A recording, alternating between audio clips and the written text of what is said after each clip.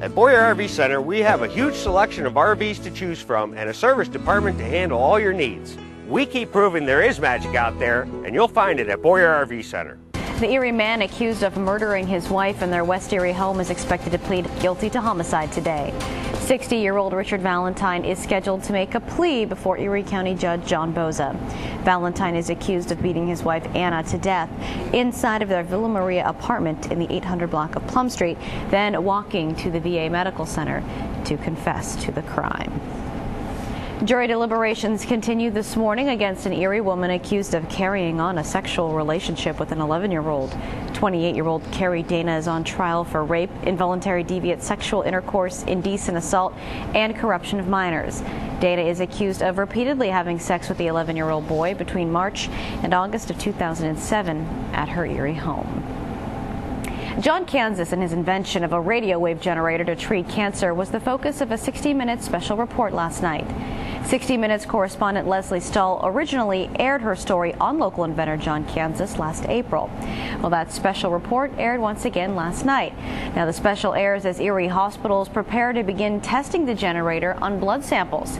If the project's lead researcher, Dr. Stephen Curley of MD Anderson, is pleased with the way these trials go, then full human trials could be the next step. He's expected to be in Erie in the coming weeks. Well, as the economy continues to sag, airlines are grounding planes and cutting flights. But the $80.5 million runway extension project continues to make headway. Congressman Phil English flew in some backup from Washington Friday to show off the airport. Wisconsin Representative Tom Petrie is one of the senior members of Congress who controls just where those federal aviation dollars fly. Petrie and English toured the Erie airfield and discussed the runway extension project.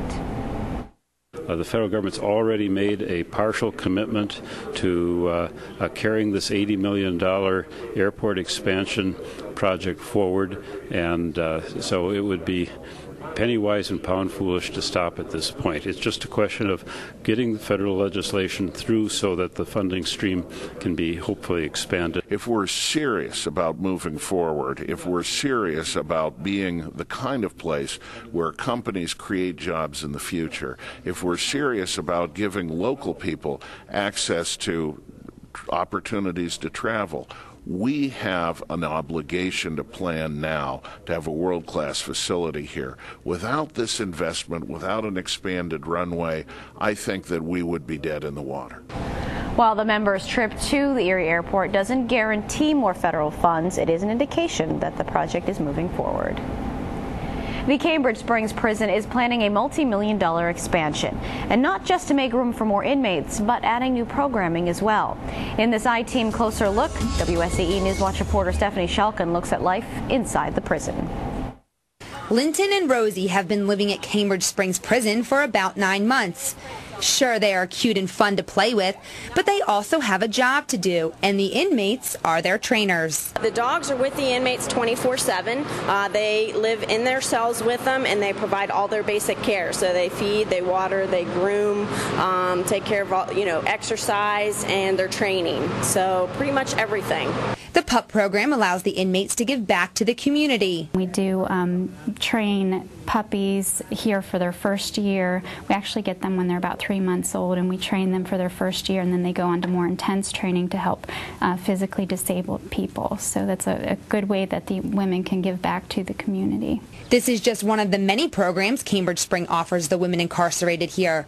The state recognizes the success of these programs and the rising growth of women inmates, and in turn has awarded $17.8 million for the prison's expansion project. The funding will include the housing unit itself, furnishings for the housing unit to run, and security equipment, and also dietary expansions to accommodate the larger number of inmates that we will be having here at the institution. The expansion project is still in the preliminary stages, but with this expansion, Cambridge Springs will be able to house about 200 more women inmates. Stephanie Shelkin, WSEE Newswatch, watching out for you. A 31-year-old man is rolling across the country, and Erie is just one stop on his journey, all to inspire those who are living with physical disabilities. WSEE Newswatch reporter Cheryl Scott has his story. Meet Matt Eddy, a 31-year-old disabled man who is bound to his wheelchair and a respirator. Matt suffers from Duchenne muscular dystrophy, a disorder that causes progressive muscle weakness. Many with the disorder are confined to institutions and the outrageous cost of keeping them there. And that's the reasoning behind Matt's newest adventure. Driving my chair coast to coast. Matt's 5.5-month journey, which began in Boston and will end in California, is an effort to help build accessible housing and return those with physical disabilities to their community. It's a silent voice that really needs to be heard. They don't have access. If they are institutionalized or even your house, a lot of people like Matt, they don't have a way to get the word out. They don't, if somebody doesn't give them a phone to call, or if they can't get access to a computer, which happens in institutions, nobody even knows they're there. Ron has been taking care of Matt for years and realizes that not only Matt, but all those who suffer from physical disabilities can live independent lives. People like Matt, their minds are, to me, he's a genius. He's like on the computer. He designed the website for us. He designed my business cards. He could do all kinds of things like that. Instead of just him sitting in a house, he can actually work. Yeah, most people like me just either are happy staying in an institution or just... if they're out on their own, they just rather sit in the house and not really do anything. And I want them to know that they don't have to, that they can go out and do whatever they want. And Matt's doing exactly that, showing the country city by city with the mere strength he has, the importance of an independent life. If you would like to make a donation, log on to officialmattsplace.org. Cheryl Scott, WSEE Newswatch, watching out for you. For new home buyers, the process of buying a home can not only be scary, but dangerous. The Blasco Library is hosting a seminar on combating predatory lending with fair housing and fair lending laws. The seminar aims to help future homeowners learn what fair lending laws are and what the process of purchasing a home includes. The seminar is July 24th from 8:30 to 12:30 at the Blasco on the Erie Bayfront. The seminar is free, but registration is required by today, so you can call Charlotte Scalise at 451-7021 to sign up.